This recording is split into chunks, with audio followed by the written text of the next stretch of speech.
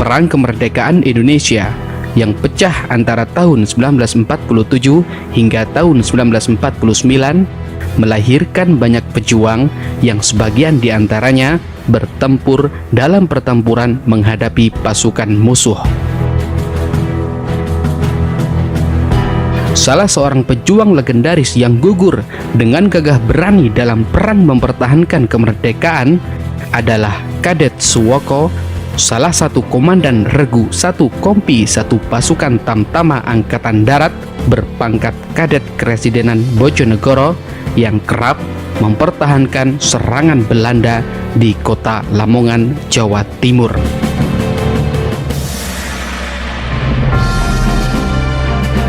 Dengan sikap nasionalisme tinggi yang dipegang oleh Kadet Suwoko dalam mencapai cita-cita luhur, beliau tetap melakukan tugasnya sebagai pejuang bangsa Indonesia.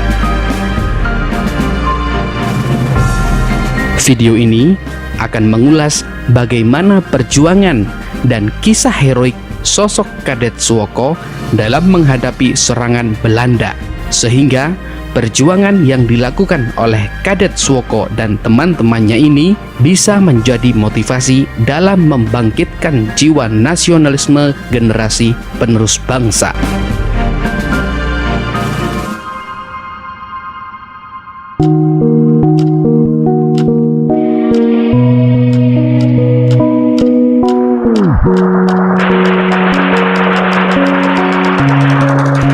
Kadet Suwoko yang semasa perang kemerdekaan namanya menjadi salah satu target buruan Belanda yang memilih mati dengan hormat, yang pada akhirnya beliau gugur pada tanggal 9 Maret 1949 di Desa Gumantuk Sekaran, Kota Lamongan, Jawa Timur.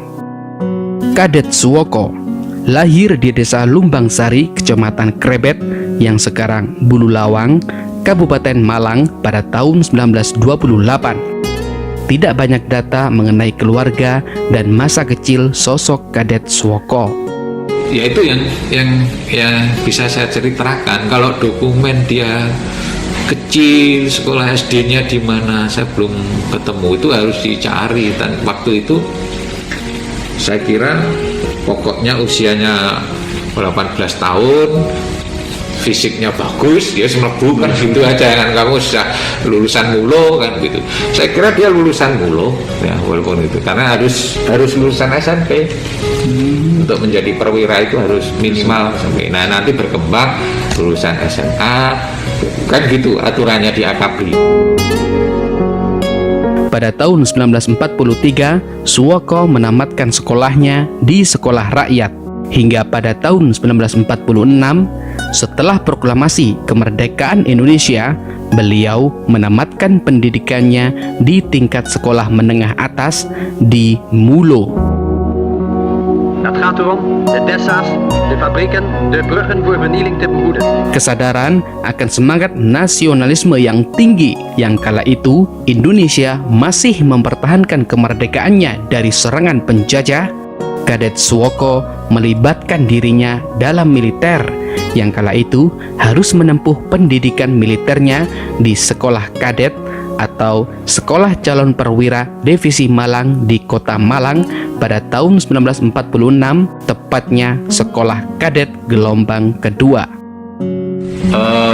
Awalnya itu kan keinginan untuk mendirikan sekolah akademi militer ya, atau sekolah militer bagi perwira karena kekurangan tenaga perwira untuk keperluan mempertahankan kemerdekaan, sehingga pada tanggal 31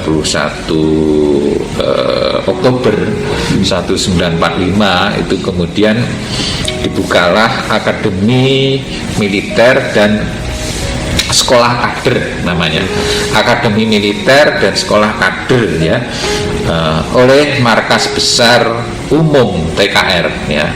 Jadi Markas Besar Umum TKR itu di Yogyakarta 31 Oktober ya. Nah itu sudah diumumkan di dalam masyarakat termasuk rekrutmen. Nah kemudian langkah ini untuk mendirikan sebuah akademi militer itu diikuti oleh daerah-daerah yang lain ya, termasuk itu adalah Jawa Timur. Nah inisiatifnya ya dari Divisi 7 Suropati ya, membentuk sekolah kadet namanya ya, sekolah kadet di Malang ya, atau Sekolah Militer Divisi 7 Suropati itu nama lengkapnya gitu ya. Tapi seringkali terkenalnya itu Sekolah Kadet Malang gitu ya. Itu bulan November, jadi 1 bulan kemudian ya, 1 bulan lah, nggak sampai 1 bulan lah, pertengahan November itu di Malang dibentuklah sekolah kadet. Nah itu untuk sekali lagi tujuannya adalah mencetak perwira-perwira yang dibutuhkan dalam rangka untuk mempertahankan kemerdekaan.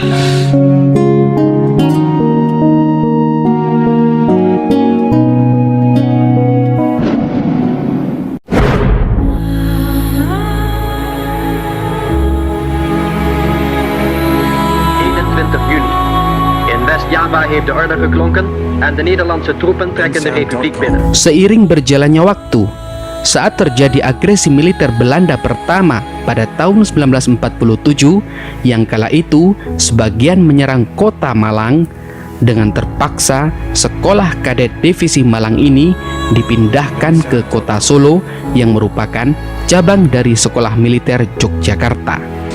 Muncullah agresi militer Belanda 1 ya, itu di 47, jadi 20 Juli malam, atau seringkali setelah jam 12 ya masuk menjadi 21 Juli ya, 21 Juli 1947 itu ada agresi militer Belanda gitu ya.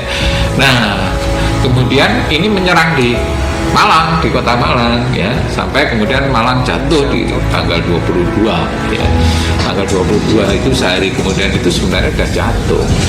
Kadet ini kan semburat. Iya ya, sekolahnya kan buyar kan gitu. Jadi ikut berjuang sudah. Nah, ikut berjuang. Barulah kemudian itu secara pelan-pelan baru kemudian dikumpulkan bisa para kadet. Jadi para kadet ini itu dikumpulkan pelan-pelan, kemudian di sebuah perkebunan ya, Sumber Agung di lereng Gunung Semeru, di sana bisa dikumpulkan ya. Tapi kondisinya adalah kondisi perang sehingga mereka kemudian berpindah-pindah. Nah kemudian untuk lebih memberikan sebuah persepsi yang sama tentang mempertahankan kemerdekaan, tentang kesatuan dan persatuan, sekolah kadet Malang itu kemudian digabung dengan Akademi Militer Jogja. Nah disinilah kemudian Suwoko dan teman-teman itu kemudian ya harus pindah ke Jogja kan gitu ya, itu Juli 1948. Tapi sebelum sampai di Jogja, karena untuk kepentingan akomodasi yang belum siap gitu ya, mereka ditampung dulu di Solo ya, ditampung dulu di Solo, itu bulan-bulan Juli tahun 48 ya.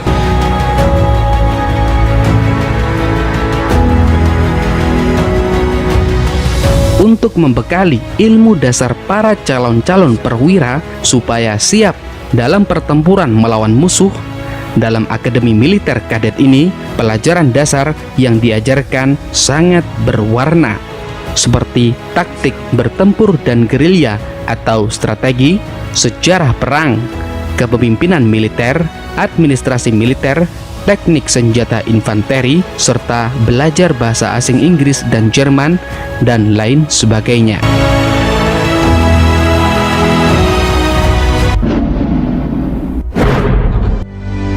mengadakan sabotase pembobolan tanggul sungai di daerah barat. Ya. Sangkan.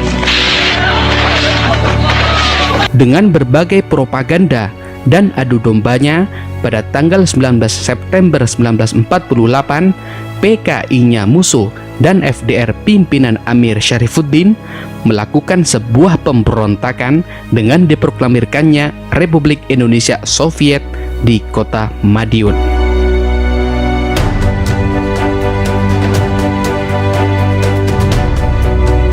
Peristiwa ini kemudian dikenal sebagai peristiwa pemberontakan PKI Madiun 1948.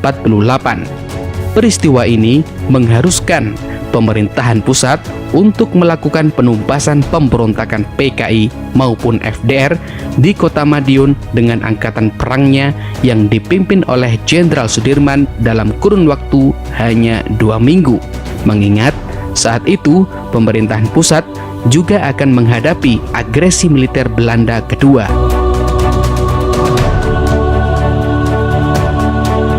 Tahun 48 sekitar bulan September meneruslah apa yang kita sebut dengan pemberontakan komunis kan. Nah, kadet ini kemudian diperbantukan, ya tersebar, ada yang kemana-mana. Nah, ada sekitar 42 orang itu yang ke Jawa Timur. Nah, gitu ya, diperbantukan di Jawa Timur di divisi 1 ya, di bawah Kolonel Sungkono waktu itu. Para kadet di Akademi Militer Kadet di Solo, termasuk Kadet Suwoko dan teman-temannya, ikut terjun dalam operasi penumpasan PKI maupun FDR di kota Madiun.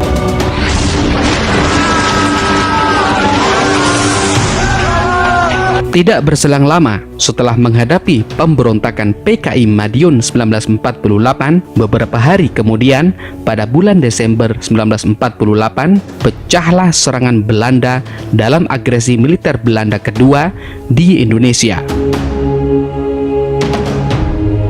Dalam menghadapi agresi militer Belanda kedua, kala itu Jenderal Sudirman sebagai Panglima Besar dan pasukannya melakukan perang gerilya, dan dengan bersamaan pasukan Siliwangi melakukan long march dan menghadapi Belanda hingga ke Jawa Barat.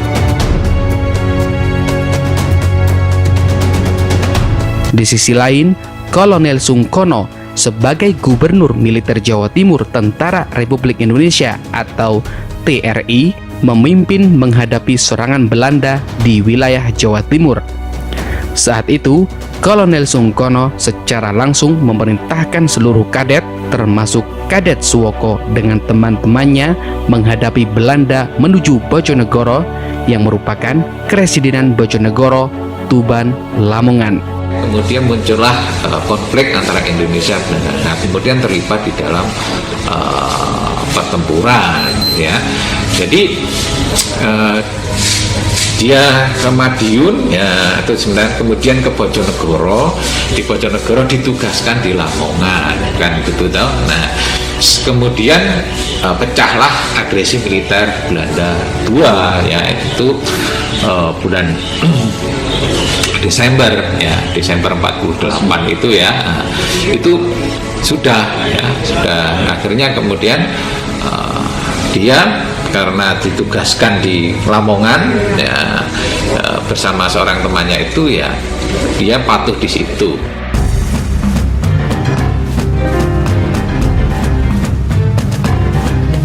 Meskipun para kadet belum menyelesaikan studinya di Akademi Kadet, dengan sejumlah 42 orang termasuk Suwoko, Kolonel Sungkono kemudian membagi dan menyebar 42 orang itu ke berbagai lokasi. Kebetulan Kadet Suwoko dan 7 temannya kebagian di wilayah Lamongan yang dipimpin oleh Kadet Suwoko sendiri. Dalam pergerakannya di kota Lamongan, diceritakan dalam buku Monumen Perjuangan Jawa Timur karya Karto Miharjo.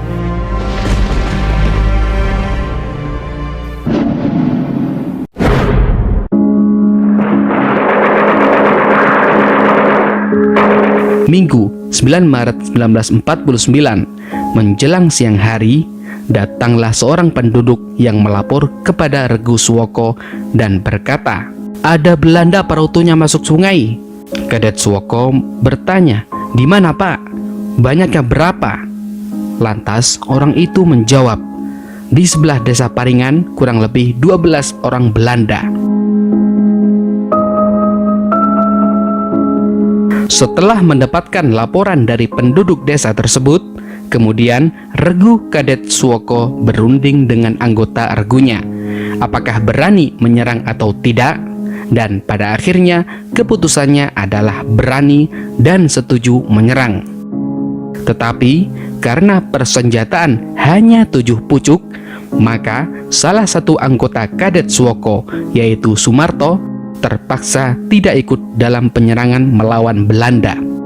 Kemudian berangkatlah Regu Kadet Suwoko menuju pasar desa Laren, selanjutnya menyusuri tepi utara Bengawan Solo menuju ke barat.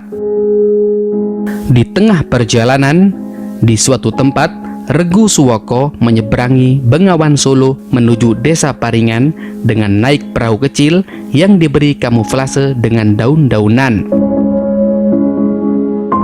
Sesampainya di desa Paringan, kemudian menuju ke barat melalui jalan jurusan Sekaran hingga membelok ke timur ke arah musuh. Dari jauh, serdadu-serdadu Belanda sudah nampak jelas. Karena itulah Regu Suwoko mulai berhati-hati. Kemudian Kadet Suwoko memerintahkan regunya membelok ke kiri meninggalkan jalan dan merangkak ke sawah untuk menyusun strategi. Namun ternyata tempat ini masih terlalu jauh jaraknya dengan musuh. Maka Kadet Suwoko memerintahkan untuk maju berhati-hati dengan merangkak sampai di suatu titik yang jaraknya dari musuh tinggal kurang lebih 100 meter. Sontak, Kadet Suwoko memberikan perintah kepada regunya, "Kalau musuh sudah menggerakkan truk power wagon, kita sambut saja dengan meriam. Terus cepat lari mundur." Semua regu harap tetap siap di tempat, karena musuh belum dapat menggerakkan truk power wagon.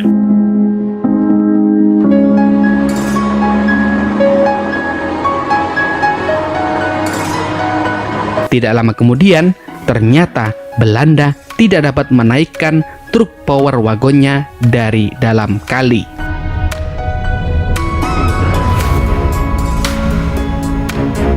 Ketika waktu menunjukkan sore menjelang malam, terdengar dari jauh datang sebuah kendaraan power wagon lagi yang berisi serdadu Belanda.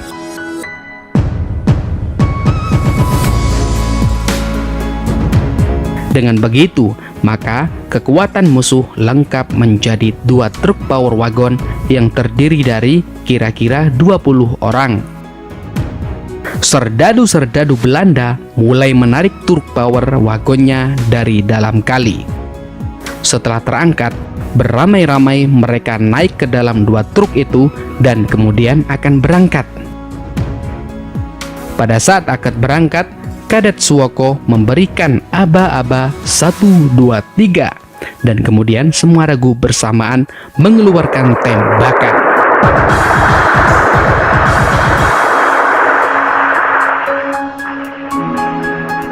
Akhirnya, karena tembakan itu, dari jauh nampak beberapa serdadu musuh jatuh terjungkal.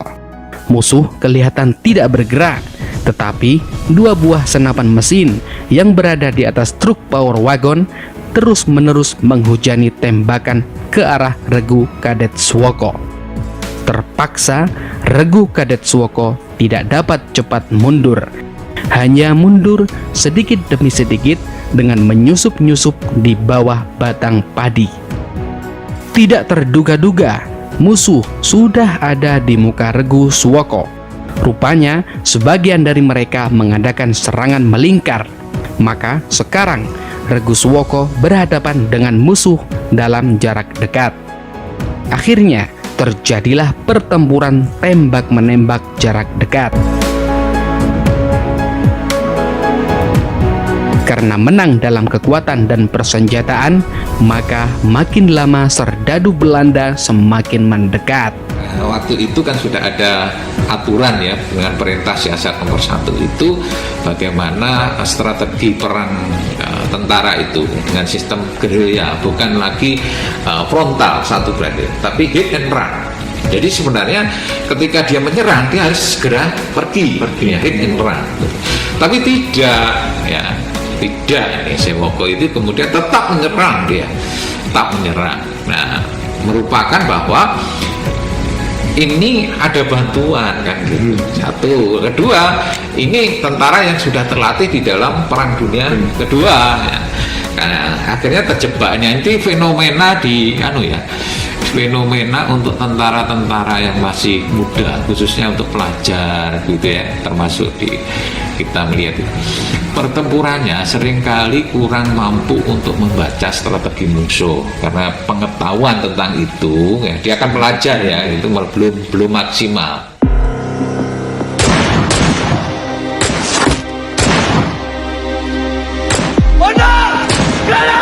Di dalam situasi yang krisis itu, Regu Kadet Suwoko segera mengambil keputusan untuk menerobos kepungan musuh dan menuju desa Gumantuk dengan memerintahkan pasang sangkur siap menyerbu. Serbu!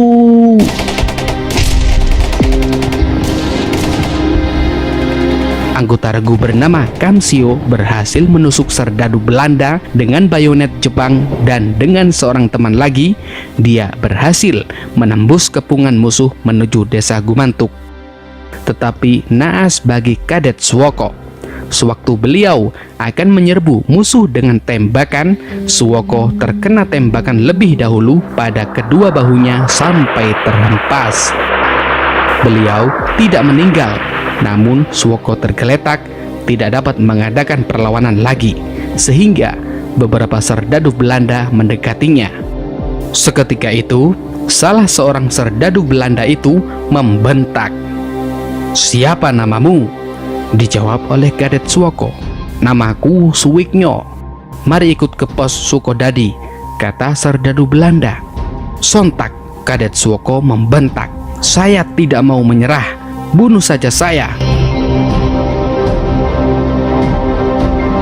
Serdadu Belanda menjadi marah, dan kemudian akhirnya Kadet Suwoko pun ditusuk dan kemudian ditembak pada dada kirinya dan pada pipi sebelah hidungnya.